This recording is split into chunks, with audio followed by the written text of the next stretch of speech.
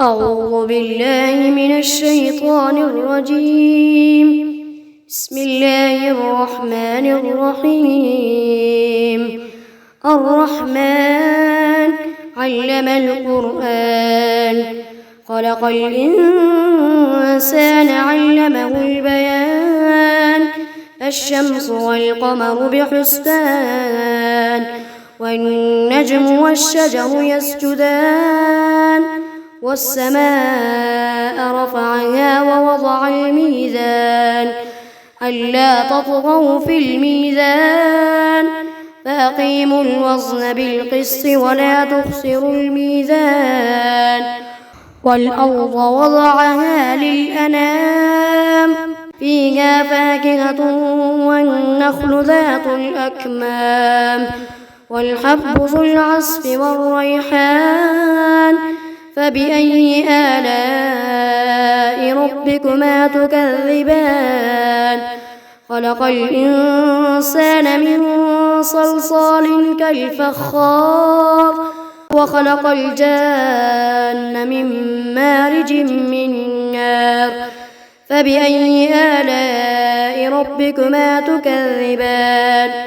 رب المشرقين ورب المغربين. فبأي آلاء ربكما تكذبان؟ مرج البحرين يلتقيان، بينهما برزخ لا يبغيان. فبأي آلاء ربكما تكذبان؟ يخرج منهما اللؤلؤ والمرجان. فبأي آلاء ربكما تكذبان؟ وله الجوار المنشآت في البحر كالأعلام. فبأي آلاء ربكما تكذبان؟ كل من عليها فان، ويبقى وجه ربك ذو الجلال والإكرام. فبأي آلاء ربكما تكذبان؟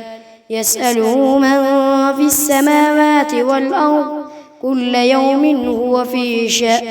فبأي آلاء ربكما تكذبان؟ سنفرغ لكم أيها الثقلان.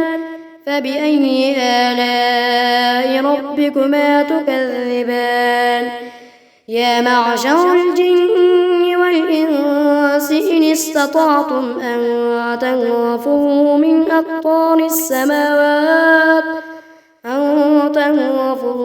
أقطار السماوات والأرض فانفذوا، لا تنفذون إلا بسلطان. فبأي آلاء ربكما تكذبان؟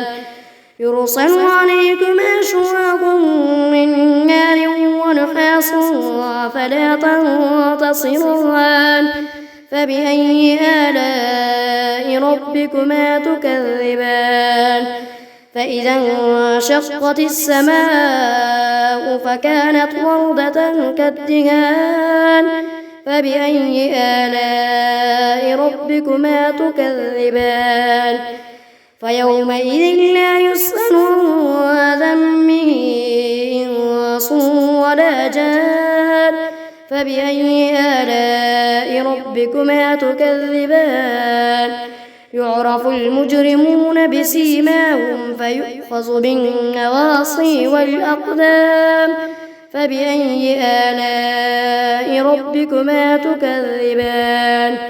هذه جهنم التي يكذب بها المجرمون، يطوفون بينها وبين حميم آن. فبأي آلاء ربكما تكذبان؟ ولمن خاف مقام ربه جنتان. فبأي آلاء ربكما تكذبان؟ ذواتا أفنان. فبأي آلاء ربكما تكذبان؟ فيهما عينان تجريان. فبأي آلاء ربكما تكذبان؟ فيهما من كل فاكهة زوجان فبأي آلاء ربكما تكذبان متكئين على فرش بطائنها من استبرق وجنى الجنتين دان فبأي آلاء ربكما تكذبان فيهن قاصرات الطرف لم يطمثهن إنس قبلهم ولا جان فبأي آلاء ربكما تكذبان كأنهن الياقوت والمرجان فبأي آلاء ربكما تكذبان هل جزاء الإحسان إلا الإحسان فبأي آلاء ربكما تكذبان ومن دونهما جنتان فبأي آلاء ربكما تكذبان مدهامتان فبأي آلاء ربكما تكذبان فيهما عينان نضاختان فبأي آلاء ربكما تكذبان فيهما فاكهة ونخل ورمان فبأي آلاء ربكما تكذبان فيهن خيرات حسان فبأي آلاء ربكما تكذبان حور مقصورات في الخيام فبأي آلاء ربكما تكذبان لم يطمثهن إنس قبلهم ولا جان فبأي آلاء ربكما تكذبان متكئين على رفرف خضر وعبقري حسان فبأي آلاء ربكما تكذبان تبارك اسم ربك ذي الجلال والإكرام.